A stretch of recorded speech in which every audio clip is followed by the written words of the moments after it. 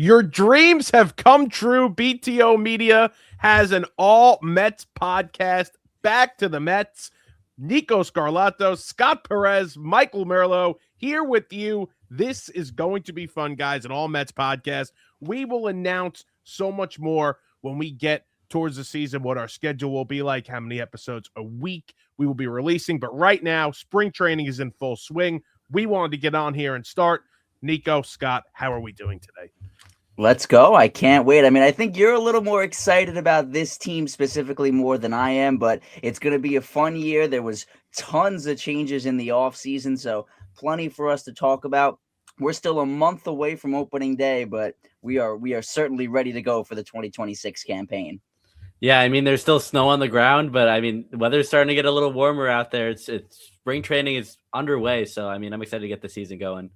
This snow needs to melt. We need to get into that like mental state that baseball is coming back. It's tough to just watch it on a TV screen and then sit here in 2 feet of snow. It's really tough to get excited about it, but we are excited. Lots to do today, though, as we're going to recap a little bit of the offseason. This is the first time, obviously, we're hopping on.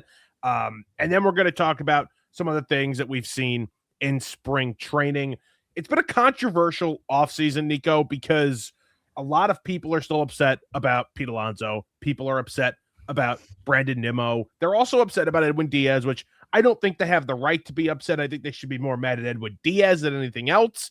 But still, a lot of familiar faces are gone from this team, and I think they've done a nice job of replacing these guys, but not everybody agrees with that.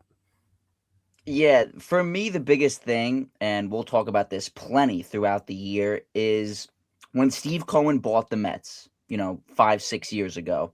Obviously, we were all so excited about the possibility of him bringing a World Series back to Queens, something that hasn't happened, obviously, since the 80s. But for me, it was more the idea of this team is finally going to be a consistent contender. I mean, think of all of the times in the past, in just our lifetime, where the Mets, 2006, they win 97 games, win the division, don't win the World Series, but you're thinking, all right, no worries, they'll be back. They never got back. 2015, that magical run to the Fall Classic, losing to the Royals, you're devastated, but you're still sitting there saying, they'll be back. They never got back. 2022, they win 101 games. Obviously, the heartbreak in the wild card series against the Padres. 2023 becomes a disaster. They don't make the playoffs. And then we saw the same thing 2024 to 2025. The biggest thing that I wanted to see from the Mets was sustained success. And I feel like what they've done in the offseason has been the opposite in building towards that, because they didn't give anybody a long-term deal.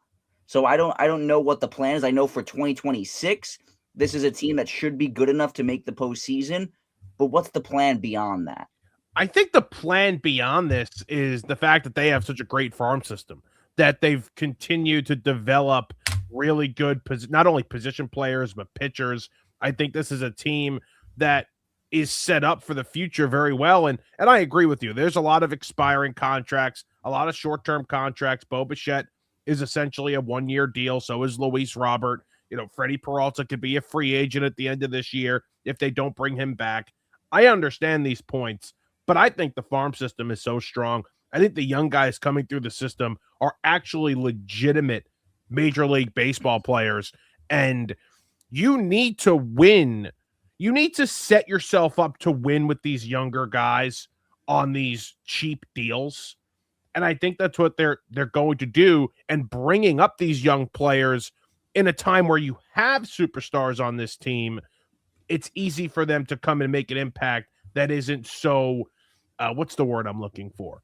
Where it's so stressful, where they're needed. They're not needed. Like, they're needed, but it's not essential. Right, but besides Carson Bench, who is there really that's like, oh my God, the future is so bright with these guys? I know the pitchers, you have McLean, they traded away Sproat, Tong, who looked a little shaky in his first spring training start. We'll get into that. I don't know if he's necessarily MLB ready. Is there really that much talent coming through the system? maybe not this season, maybe not during this season, but there's going to be a couple of pitchers, whether they come in a relief, as relief pitchers as well. Like, you're going to have Tong at some point. I don't think he starts the year, but you're going to have Jonah Tong at some point, whether it's May or June. Obviously, McLean's going to be number 2 starter, could even eventually be your number 1 this season. That's how good he looks. But you have those guys. You're going to have younger guys as well come through the system as relief arms. I don't think there's a position player. Like, does Clifford get any run? Is first base that much of a disaster where they say, Ryan Clifford is hitting the crap out of the ball in AAA. Let's get him up.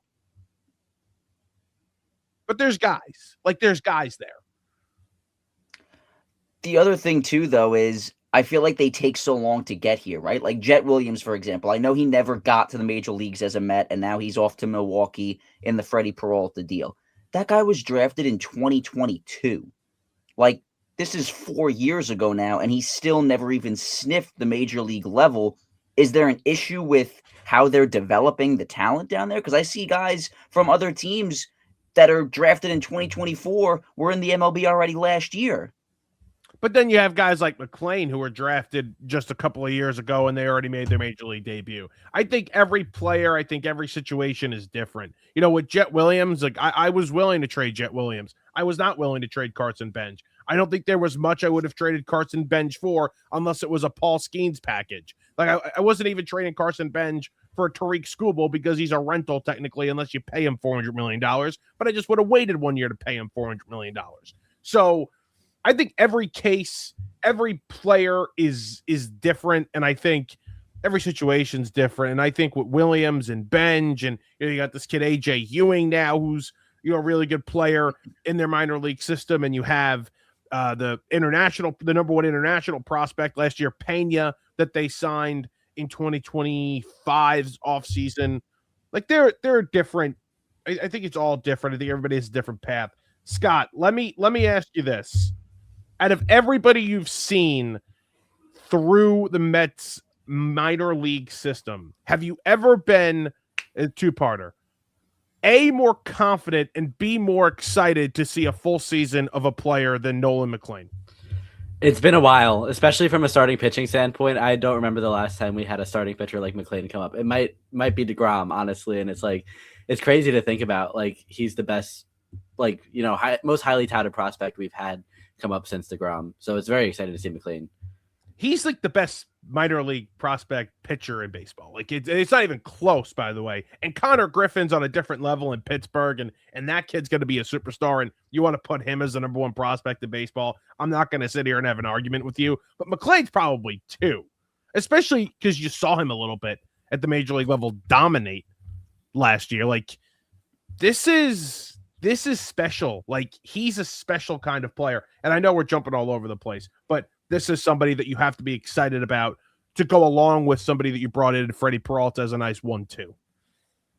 And I think the biggest key for McLean this year was bringing in Peralta. Now, we could talk long-term about Peralta. I think that if he ends up leaving after this season, the trade, unless they win a World Series, obviously, then it's worth it.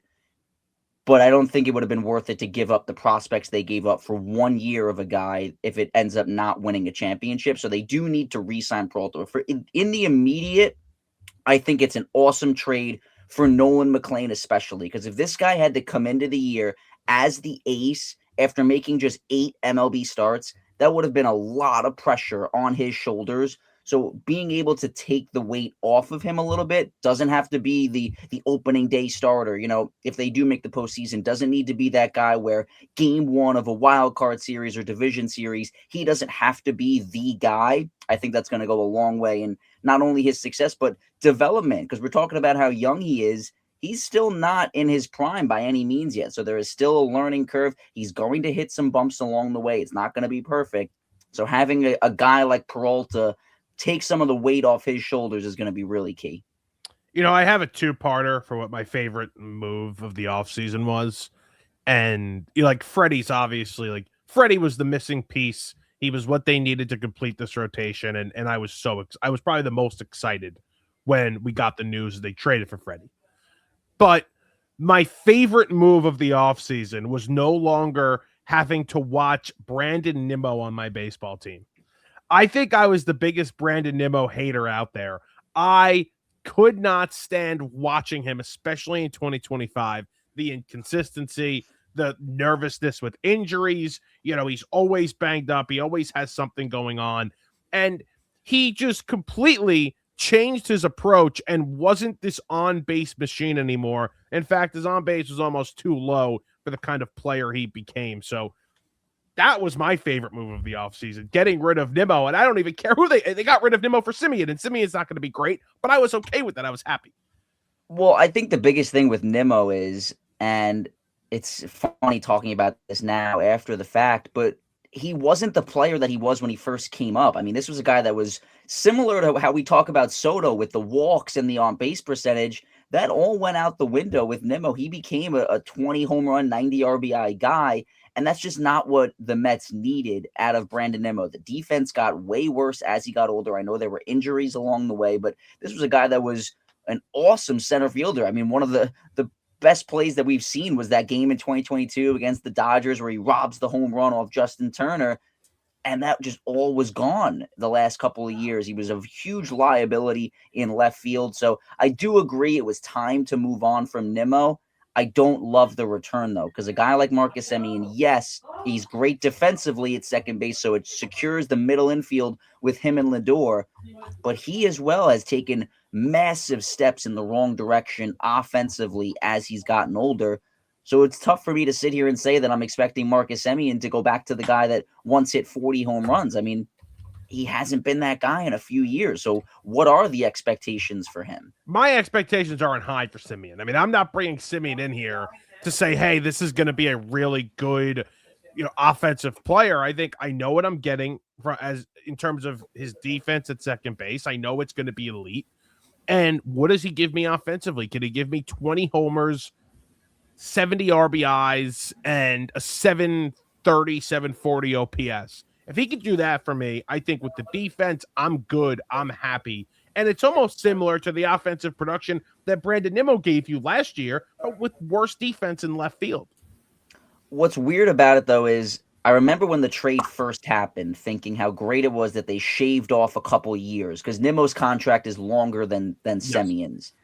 And I was thinking, like, all right, nice. Now they're going to be able to give that money to someone else for a long-term deal. And then they just didn't do that. Like, we were thinking, like, oh, maybe now Alonso will get the 5-year deal that he was looking for. And it was never even offered to him. So I understand getting rid of those years, but what was the point if you're not going to use it? I get that, but I don't think this is just for this season.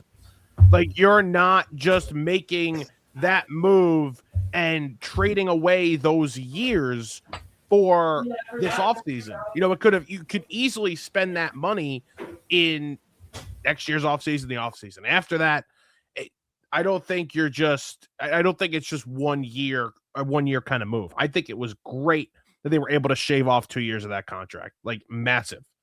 And you have to keep in mind too, that the lockout is rumored and looming. So there could be things going on there that we aren't, necessarily aware of, where they might say, hey, we're not looking to give anyone a long-term deal just yet because we don't know what the future of the league looks like. So that's something to keep in mind too. It is. Now, listen, maybe you're right. Maybe that contract extension with getting rid of 2 years on Nimmo is the contract extension for Freddie Peralta. Who the hell knows? You know what? I have a weird confidence they're actually going to get something done before the year starts. And I don't think the number is going to be as crazy as you think. I think it'll be more like a 6-year, 170-ish kind of deal. But I think I think Peralta settles. I think he takes what the Mets give him. Well, it's always such a funny discussion to have because this is with any player when they're entering a contract year. He's coming off the best year of his career, right? Now it's a change of scenery for him. Are the Mets saying, hey, let's wait and see what this guy looks like playing for the Mets in a bigger market like New York? But then if he goes out and has another career year, does that raise the price? So are the Mets more inclined to wanting to get the deal done now? If you're Freddie Peralta, do you bet on yourself? We've seen players do that recently. You talk about guys like Judge, even Pete Alonso didn't take the original 7-year offer that was on the table for him. So it's a weird discussion to have for both parties. I would like the Mets to sign him because, like I said, if they end up letting him walk after the year, I view the trade as a failure unless they win a championship, because you gave up 2 blue chip prospects for a guy that's only going to be here for 1 year. I don't love that in terms of the long-term plan, but we'll see what David Stearns has in mind. You know, it's funny. I agree with you in terms of like the package. Like I go back and I look at the Lindor situation, right? Like I didn't believe they gave up a ton for Lindor. Like when we sat there and reviewed the package, I didn't think the Mets would getting Carrasco as well, that they gave up a lot for him. So I obviously was begging them to get Lindor done before the year started, but I don't feel like it's as much of a need because of the players they gave up for a rental starting pitcher. I would agree with you, but the Mets did bite themselves in the ass with the Lindor extension because they probably could have gotten him for a little bit cheaper if they didn't do it before the year started with how his 2021 went. So it's a tough call. I would get it done, though. I think Freddie is somebody that is going to live up to the hype and love New York City. The thing with those long-term deals too is, though, like take Lindor for example. Right now he's making $34 million a year. That's actually a bargain if you compare it to what other guys on his own team are making. I mean, Bichette's making $42 million this year. Soto's making $51. I think you'd sit there and say Lindor for $34. That's almost a steal. So the long-term deal, because players are constantly looking to change the market and raise it. So 5 years from now, if there's other players making 50, 60 million, we might be sitting here saying, hey, Juan Soto making 51 million is not that much if you compare it to what other players are making the rest of the league. So it's just another incentive to sign guys to long-term deals, which is why I'm almost confused as to why Stearns isn't interested in doing that just yet. Was everybody's least favorite move the fact that they did not bring back Pete Alonso? For the sake of my love for him, yeah. But I think for the team's success, it was 1,000% Edwin Diaz. Okay. And I know you mentioned it before where you were more mad at Diaz. I disagree. I think that the way the Mets handled the negotiating was not the right move. I mean, I know was technically a free agent, so they didn't need to tell him that they were signing Devin Williams. But it's just one of those things where it's like, just common sense would be like, hey, let's maybe let this guy know that we're not trying to backstab him, especially if it's someone that you wanted to keep. Like Alonso, it came out that they never even made him an offer. So I was kind of just like, you know what? They clearly had no interest. I can't control that. David Stearns is the one calling the shots. If he didn't want to bring him back, then fine. I think they wanted to keep Edwin Diaz, and I think that if David Stearns could go back and redo that situation, he would. Like, did the extra $3 million really make that much of a difference? You couldn't give him what he wanted. And I don't think that what they did to replace him is that great. I mean, we just saw it across town with Devin Williams and Luke Weaver. Those guys are not dominant to the same level that Diaz is. So I am very, very nervous about what the bullpen is going to look like. I'll debunk that in a second. Scott, your least favorite move of the offseason? Yeah, I kind of have to agree with Diaz. Like losing out on him is brutal. One of the best closers in the game, and I think honestly, like you mentioned it before, like you have to be more mad at Diaz. I think he did want to be a Dodger at the end of the day. There could have been more things that Steve Cohen and David Stearns could have done in that negotiation, but honestly, just didn't get it done. I'm not really too upset about Pete Alonso. I loved him as a player. I'm glad he was able to break the home run record last year before he left, but. Going that extra 5th year clearly just wasn't in David Stearns' cards. Not something he wanted to do. And you know how much he values flexibility in the roster. So I see why he didn't end up going in that direction for Pete. I think the one thing with Pete is like, you shouldn't have been surprised. Like the fact that people were surprised that he's not back is something that like I question. Now, am I surprised they didn't make him an offer? Yeah, I am. I thought they would offer him the deal they offered Kyle Schwarber, 3 years, 120. See if you can get him back for that. I honestly thought that's what they would have offered him. And I don't think he would have accepted it either. But for them not to make him an offer, that's a little crazy. This is what I'll say about the Diaz stuff. Diaz had every opportunity to come back to the Mets. Diaz had every opportunity to come back to the Mets and form one of the best 1-2 punches in the sport. I did not view Devin Williams And nor did anybody else at the time view Devin Williams as the Edwin Diaz replacement. It was potential. It was a fallback if Edwin Diaz did not sign back with the Mets. But when those reports came out that the Mets were signing Devin Williams, immediately the response was the Mets are still engaged and very interested in bringing back Edwin Diaz and wanting to form one of the best 1-2 punches in baseball. I think Scott said it before. He wanted to be a Dodger. He wanted to leave, and that's fine. But the Mets could have offered a lot more money, and they would have offered more money, and he didn't allow him. But put yourself in Diaz's shoes, right? You're sitting there and you see the Mets sign Devin Williams. Isn't that almost like I don't even know what word I'm looking for, like a trick where they're trying to say like, hey, you no longer have the leverage? Like they're trying to play mind games. Couldn't you take it that way if you're Diaz? And the lack of communication from the Mets never made it clear to Diaz that wasn't the case. So now that might be completely untrue because like you said, the reports were coming out that even after they signed Williams, they were still engaged in Diaz. But just tell him that. Say to him, like, look, we're not trying to use this as leverage where we're trying to say to you, hey, we don't need you. We have another guy now in Devin Williams where if you don't sign, we'll be fine. He might have taken it that way and been like, all right, screw you guys. Then if you're going to try to play games with me, I'm going to go somewhere else. Yeah, like I think like you want leverage, right? Like you want leverage in negotiations. So do I think it gave them a little leverage? Yeah. I do think it gave them some leverage, but I don't think they were ever disinterested in bringing him back. Yeah, I think they would have went to 3 years, $75 million for him. I really do. I mean, Steve Cohen and David Stearns both said there was more money. We had more money to offer him. There was more money there.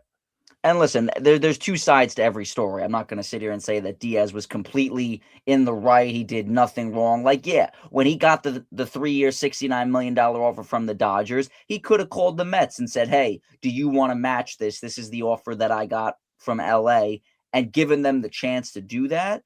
So there are both, they're both in the wrong a little bit here. I just think if the Mets never even let it get to that point, we wouldn't be in this situation. Just give him exactly what he was asking for, make him sign it. That's it. Done. No issues, no negotiating, and Edwin Diaz is a Met for life. But if the Mets match that or beat that, isn't that like evidence that they don't care that they just signed Devin Williams, that they're completely and utterly locked in on bringing Edwin back? I mean, shouldn't the 3-year, was it $66 million offer show that with no deferrals? Shouldn't that be evidence enough for Diaz that like, I don't buy the Devin Williams stuff. I don't. Now, you want to say it's the Mets playing games and trying to get more leverage, fine. But I don't buy that Diaz believed that he was being replaced by Devin Williams. I don't. I really don't. It also could have just been about the money. I mean, we talk about how we want to believe so badly that these guys are loyal to the teams that they play for, but we've seen so many scenarios where that's not the case. And maybe Diaz was sitting there saying, I'm going to go to whatever team offers me the most money. I mean, we've heard it from Yankee fans for the last year plus when it came to Soto. It was that he never actually wanted to be a Met. He just wanted the most money. And now we would sit here and argue otherwise, but maybe that is the case. Maybe Diaz was just saying, why would I go to a team for $3 million less when I can go to the 2-time defending World Series champs and make the most money possible? So, I mean, can you really blame him? No, I just think I think he wanted to be a Dodger. I think he wanted to be a Dodger. That's what I think. I think he wanted to leave. I think if the Yankees offered him 3 years, $70 million, he would have went to the Bronx. I don't think so. I really don't think so. I think if the Mets offered him 3 years, $72 million, and the Dodgers still stayed with their offer, I think he's a Dodger. I think the Mets would have had to beat it significantly. I think they were playing just like they were, against the odds with the Dodgers and Tucker. Like, I don't think there was much they could have done other than blow the Dodgers away. I really don't think there was. Yeah, I mean, we'll never know. One thing he says a lot, like when people ask him why he went to LA, he references his brother playing in LA last year and how much he loved it.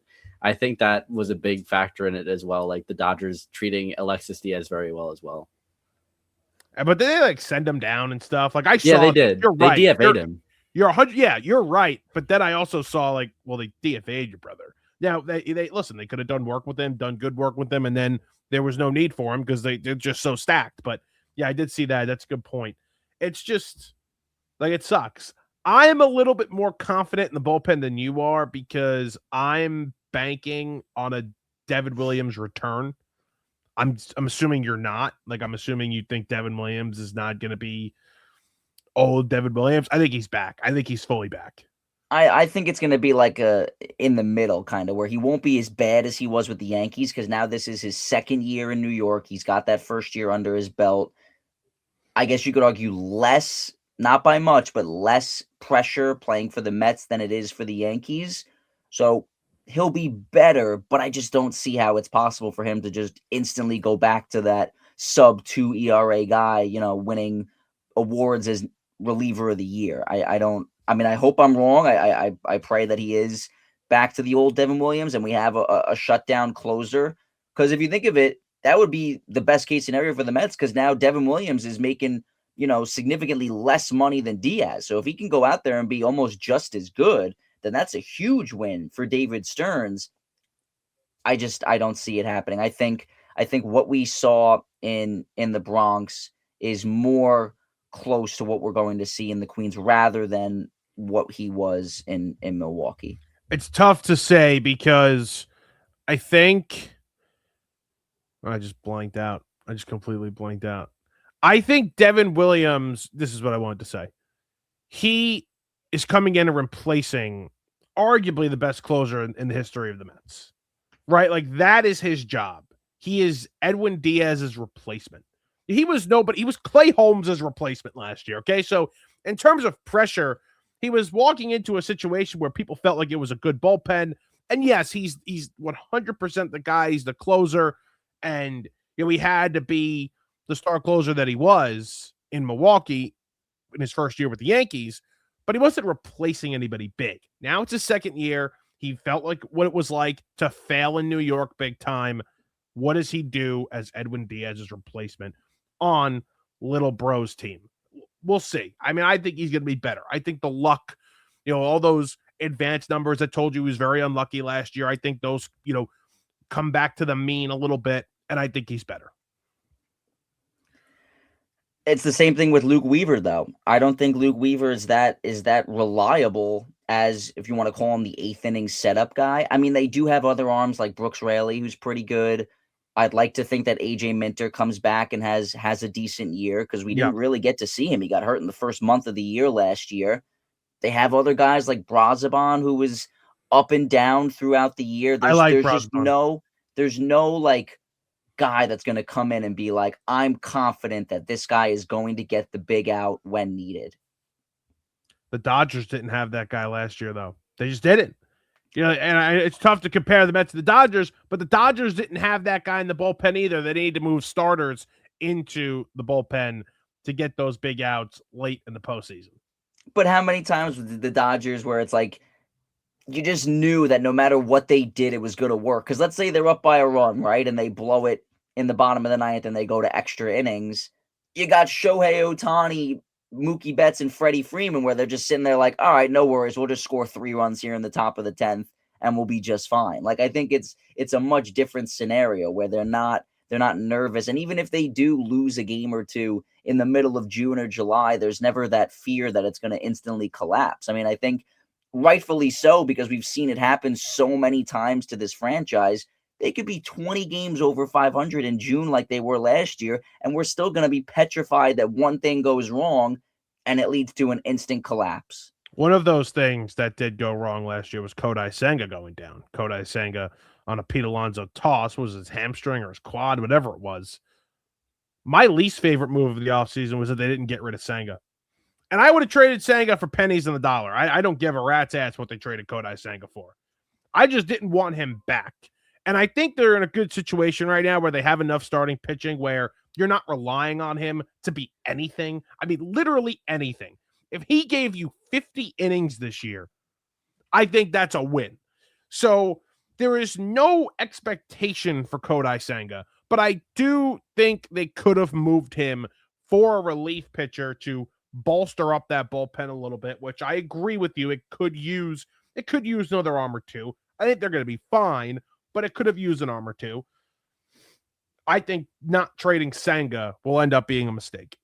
Well, I think you hit it on the head, and I agree that we just talked about the bullpen. I think they need to add more to the bullpen. So if you were able to move Senga for a reliever, yeah, that would have been nice. But I think depth is going to be the biggest key for the Mets rotation this year, because you saw it last year when those guys went down, there was nobody who was able to, pick them back up. I mean, you had obviously Minaya and Senga get hurt throughout the year. They lost guys like McGill. They lost guys like Griffin Canning, who had a great start to the year and then couldn't figure it out after that when he unfortunately hurt his Achilles and was done for the year.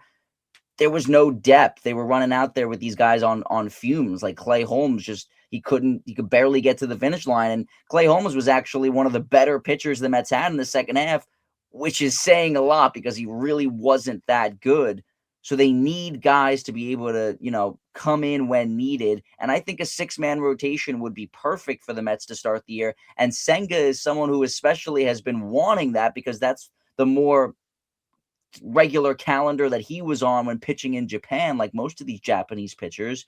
So have these guys go out there once every 6 days, keep them fresh. This way, when we get to the pennant race in August and September, you don't have guys like David Peterson who could barely even get an out. I mean, his last start in Chicago, that was one of the worst pitching performances I've ever seen. Well, it's very difficult when it's not difficult early to get to a 6-man. Like you could do it, like because of the way that the schedule works early in the year. You could go 5-man, and it's really they're pitching every 5th day, right? Because of all the days off. So I think if guys are healthy, they do have, like you mentioned, they do have enough guys where you're like, all right, they can go 6. But what do these 6 guys look like? Is Sean Manaea terrible, right? Did Peterson not figure out his issues from August and September? Did Clay Holmes fall off? Right? Is Senga terrible? That's my biggest issue. If everybody's pitching well and they're not killing you, fine. Go to a 6-man. Even though I'd like Peralta and McLean to pitch more, keep them healthy, keep them fresh for later in the year. But I think that was the biggest thing with bringing in Peralta and also now getting a full season of McLean. None of those guys need to be that dominant pitcher. Like last year, we went into the year where Minaya and Senga were the 2 aces, right? Those guys are now 3rd, 4th, and 5th in the rotation. Like we're talking about Senga possibly being number 6 in the rotation. If you go into the year with Peralta, McLean, Minaya, Holmes, Peterson, Senga, David Peterson does not have that much pressure on him as the 5th starter. Like he just needs to go out there and be that 5-6 inning guy. Last year we were watching him throw complete games in June and be this great pitcher who made the All-Star game, and it was awesome. Don't get me wrong. But we don't need that. I mean, it'd be great, but it's not going to be like, oh my God, if David Peterson has a 3.5 ERA and can't go past 6 innings, we're going to be like, this guy sucks, get rid of him. I don't think that's going to be the case because you're going to have the guys like Peralta and McLean who can go out there on any given night and throw 8 shutout innings. Like, yeah, that's tough, but you saw it. You saw what this guy could do. So that's what's going to be difficult if he doesn't get back to close to what that form was that we saw in the middle of the season last year, which was, listen, one of the best left-handed pitchers in baseball. It's not crazy. He was. Okay. Let's move on. Freddie Peralta, we got to. Bichette at 3rd. How nervous are we about Bichette at 3rd base? I think he's going to be fine. And I think by bringing in other guys who are excellent defensively, the Luis Robert trade, a guy we haven't talked about yet, I'm sure we'll get to that. Semien, who we mentioned earlier, an excellent defensive second baseman. They're moving Soto to left now. I'm curious to see what that means for right field. Is it going to be Benj on opening day? Are they going to go with another outsider like Mike Tauchman, who's had a good start to spring training? I don't think that Bichette needs to be this Gold Glove level third baseman. I think he just needs to be average, let his bat do the talking. He will be fine. And if he does start to struggle, okay, you can play him at DH and then put Baty at third base. I know they don't have a position right now for Brett Baty. What's the situation look like for him? So if he starts to struggle, move him to DH, let Baty play third. Then I don't know what you do with Vientos. There's options there. I'd like to consider moving him, but that could be something that they talk about at the trade deadline.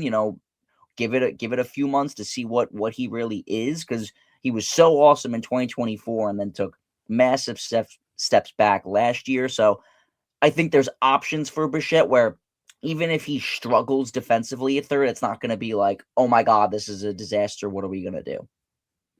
I think Baty is a massive weapon for this team because I don't think Ben starts the year in the major leagues. He struggled big time in AAA. I think he'd have to be the best player in spring training for him to start the year in the major leagues. So I think Ben starts in AAA. He gets a month or two there to figure AAA out and then come up at some point. I think right field is going to look like a mixture of Mike Tauchman and Melendez and guys like that. That's what I think right field looks like. Third base is interesting because third base, Brett Baty could pick it at third base. Baty's great at third.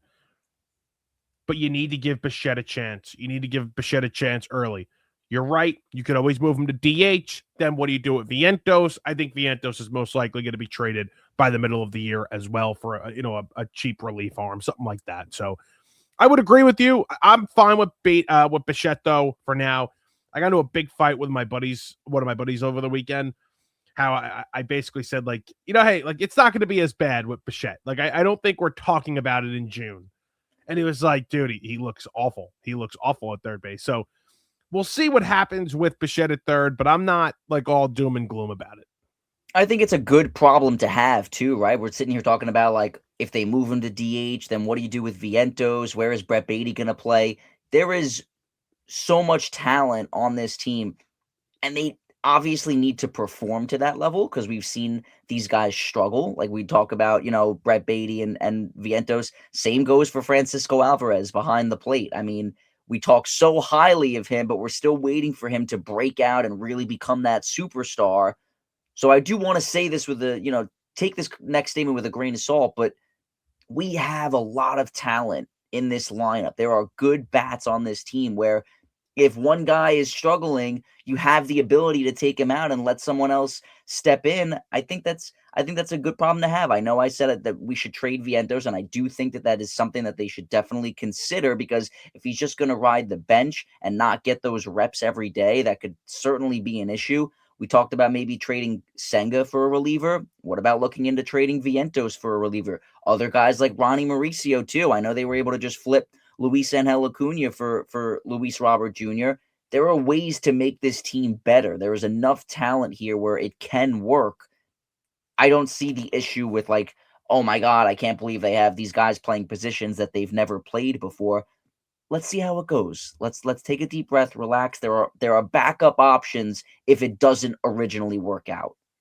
I couldn't be more out on Ronnie Mauricio, by the way. I'm done with Mauricio. I don't think there's any chance that he is a good major league player.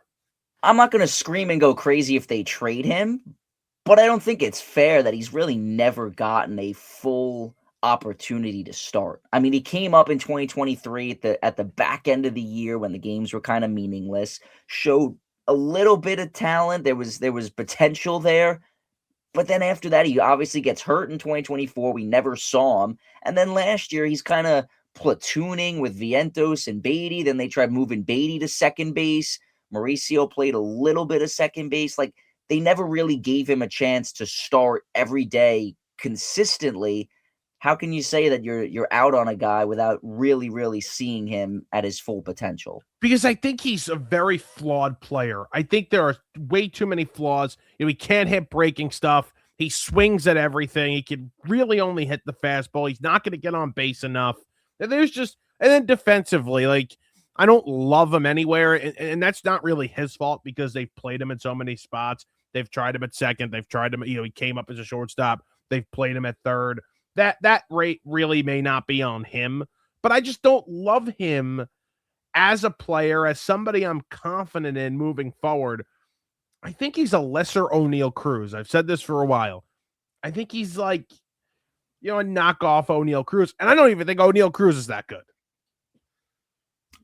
But if you give him the chance to play every day, don't you think he would be more patient? He'd have a better eye. He's seeing more pitches, getting those reps. I think a lot of the reason why he was chasing so much is because he's trying so hard to make an impact to allow him to stay in the lineup because they're not giving him that opportunity. I think if they were on a worse team, on a team that's not competing, fine. But they don't have that, flexibility right now to give him a chance to, become that player. And he has to do it in the minor leagues. And if he doesn't do it in the minor leagues and then come up and make an impact when he does get a chance, like that's what it's been for a couple of years now. And I'm just sick of it. Like I'm sick of hearing about him. What's so frustrating about all of these guys, because they kind of all came up together, right? It's Alvarez, Mauricio, Baty, and Vientos. They absolutely rake at the minor league level. Like anytime they get sent down to AAA, they play out of their mind, and then they come back up to the majors, and it's just not as good. And I know obviously you're going to do better in AAA than you are at the major league level. It's a different league. It's a more competitive league, but where is that? Like we see it, where guys like you mentioned it, Benj kind of struggled in AAA. So you sit there and you say, all right, he's not ready yet. The clear path should be once you're raking in AAA, it's like, all right, now you're ready to take that next step at the major league level. And we've seen flashes from each guy, but none of them have been able to consistently do it at the major league level. And I think that's what's so frustrating because fans see them, play so well in the minors and then come up and show flashes. And they're like, oh, this guy's going to be the next great thing. We're talking about Alvarez as the number 1 overall prospect being the next Mike Piazza or David Wright or Brett Baty being the next David Wright for this franchise, and we just don't see it. And I know that that's probably the fault of the fans for, getting the expectations too high too early, but I don't see how you blame them when you see them, perform at the level that they do in other spots. Right, and I think that's the difference between the past group of minor league big-time prospects and this group. I think this new group started with Jet Williams, right? Who's obviously not here, and Brandon Sproat. Those were the first guys to really be drafted. And Parada, I think, was drafted by. Was Parada drafted by? Yeah, Stearns. I think Parada was the first pick. So you really got to start there. But either way, like Baty's had issues, Mauricio's had issues, Alvarez has had issues, Vientos has had issues. That's like the first group of big time prospects that they've had. And then the second group is the guys they have now. I think these guys are going to be much better. I think they're going to make quicker impacts, bigger impacts, and be more consistent players. I think they were misses. I think it's fair to say that, and I don't think it's fair to say about Alvarez or Baty yet.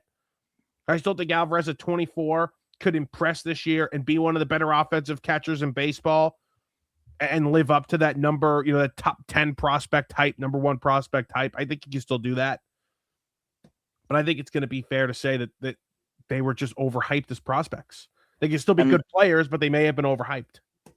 I don't know if this is necessarily true. This is all speculation on my part. But I have a feeling that David Stearns is looking to build the team his way. Now, let me explain, because obviously you're going to sit there and say, yeah, well, obviously he's already shown that. He got rid of all these guys like Nimmo, McNeil, Alonso, Diaz, and brought in almost a whole new roster. The only guys, that are left that were consistently playing every day last year were Alvarez, Lindor, Soto, and I guess you could say Baty and Vientos, but they were kind of platooning. Alvarez was up and down, got hurt a couple of times. I think that he's going to be easier to get rid of those guys than it will be like a Benj, for example. Like, I thought it was kind of wild how quickly he was willing to trade Sproat and Williams. Like, we haven't even seen them yet at the major league level. Sproat we saw a little bit last year, but there were flashes that he has a chance to be good, and Stearns was like, nope, get rid of him. So I think there's going to be a lot of cases where a guy that he drafted is going to hold a lot more weight in that front office than a guy like Mark Vientos, who was already here when he arrived. I think Stearns knew what a lot of other people knew. I think Sproat at his best is a mid-rotation guy. I like Sproat, don't get me wrong, and he would have helped this team. He would have made an impact, but I think he's a middle of the rotation guy. At his best, he's a 3, and you can use that, and that's important, and I get that. But you also have to remember they got Tobias Myers, who has control, who has started in the major leagues and has been successful, or could be a big-time weapon in the bullpen as well. So I don't think they just gave up these two guys, and Jet's a big loss. Like, I'm not saying it wasn't a big prospect haul, but they did get something back where you can justify it. You could certainly justify it. Before we get out of here, I do want to get to spring training a little bit. What have we seen for spring training? Obviously, Nolan McLean on Thursday impressed in a big way. His sinker's up to 97 miles per hour. Just nasty stuff. 4 innings, 1 hit, 6 strikeouts. Like, the sky's the limit for this kid. We talked about it a little bit before. Sky's the limit. This guy could win. I mean, is it crazy to say that he could win multiple Cy Youngs before his career's done? Like, I know we're really, getting ahead of ourselves, but that's how good and dominant this kid could possibly be. I mean, the ceiling is definitely that high. I could see it happening. For right now, I just want to see him for a full year be that reliable starter that we didn't have last year. I mean, if he's able to go out there from start to finish and be that dominant guy, then yeah, I think going into 2027, we can sit here talking about how this is going to be one of the, the better pitchers maybe in franchise history, which is saying a lot because this is a franchise that has a lot of good pitching come through this town, whether it was, Seaver and Kuzman, Doc Gooden, we talked about before, DeGrom. So if Nolan McLean is able to put himself in that category, I think we'll be very happy. I need to see it first for a full year though. So I'm gonna pump the brakes on the expectations. I am very excited, but I gotta see it first for, more than just 8 starts. You mentioned Tong. He struggled the other day. I'm not too worried. Again, I don't think Jonah Tong starts the year in the major leagues. Like, I think he was rushed last year. I think Dave admitted that. I think he's admitted that he shouldn't have not been up towards the end of the year last year. It was just a major need at a really bad time. I think Jonah Tong starts the year. I don't think we see him until May or June. And I think he makes an impact when he comes up. I think he'll be ready to go. Scott, do you think you look like Jonah Tong? I've never been called that, but I kind of see it, honestly. I see it. I think I see it a little bit. Yeah, you have more hair. He's my evil twin. I got to get his haircut. Yeah, you have more hair. I think if we can work on that, we can make something work with the Jonah Tong and Scott looking alike. I just thought about it. Just on the spot, just thought about that. Do you like Jonah though? Are you confident in Jonah? Scott? I am. Yes, I think he's got a lot of upside. I love the arm slot that he throws from. I think it's not usual, and I don't think a lot of hitters are going to be able to adjust to it. I think he's just, as you said, he needs a couple more months in the minors to just get things out. He clearly wasn't ready when he came up last year, and there was a lot of pressure on him to perform well with that playoff race coming towards the end. Are you an arm slot guy? Yeah. Did you see Nolan McLean yesterday, by the way? Not to bring up Nolan McLean again. See release points. It was his release points. I wasn't able to see much of McLean, because the game wasn't broadcasted. It wasn't, but they came out with this chart. So there's this chart and it shows you it wasn't his arm slot. I misspoke. Release point. Okay. They're in the same exact spot. I mean, it's literally it's like one little dot, and it's every pitch. He threw 50 or 60 pitches, and every pitch was from that spot. He's incredible, and I think Tong's going to be a nice 1-2 punch with him. I do. Maybe not in 2026, but in 27 and beyond. This is going to be a really good 1-2 punch that we are excited about for years to come. Yeah, absolutely. And one thing I do like about McLean that we didn't really talk about, he relies on a lot of spin, which a lot of guys nowadays rely on a lot of velocity, and I really like how he just relies on spin, which is pretty awesome.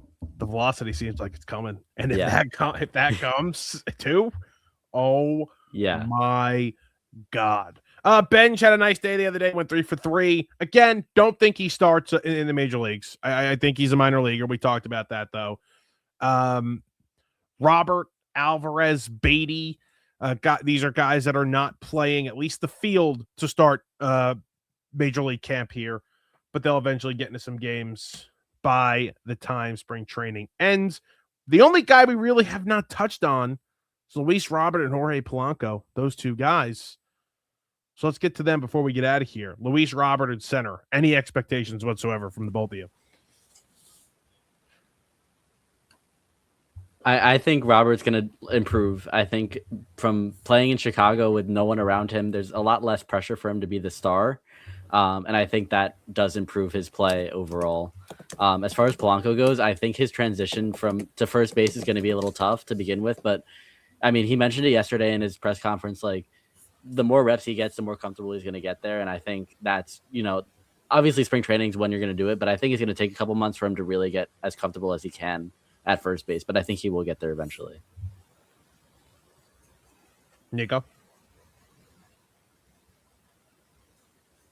All right, I may have lost Nico.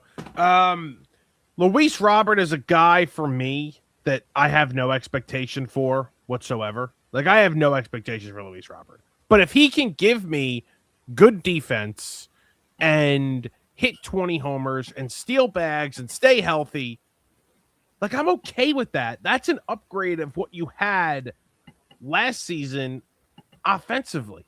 I mean, Tyrone Taylor, I love him in death. Terrible offensive player. Terrible. So I think if you get any sort of upgrade here offensively, and the defense is going to be similar, I am okay with Luis Robert in center field for a little bit. And then we go to Polanco. Like, I'm nervous, but not too nervous. Like, it's not like I'm sitting here freaking out. You got to teach the guy the basics of first base. He's an athlete. He can move. He can defend at other positions. Like, what this is about is teaching him the basics of first base. And I'm not saying first base is easy, but I think this guy, he's a Major League Baseball player that's played other positions. I think he's going to be able to make the switch. One thing I worry about, picks, scoops. Pete was great at that. The only thing Pete Alonso was good at first base was picking the ball. So I do worry about that a little bit. Do I have you now, Nico? I do not. Okay. So, Scott, we're going to pull this here. We'll figure out Nico's technical issues another time. But either way, back to the Mets. We are here. We are back. The Mets are back. And this is going to be a podcast that is released at least 2 to 3 times a week throughout the season, once a week leading up to the season. So please follow all the BTO accounts. There will be content there from this podcast on our main BTO accounts, and give us a like on YouTube, subscribe on YouTube, and of course, always on Spotify and Apple Podcasts. Give us a follow and a rating. We appreciate the support. This is going to be a big time podcast for us. We're excited, and we'll talk to you guys next time.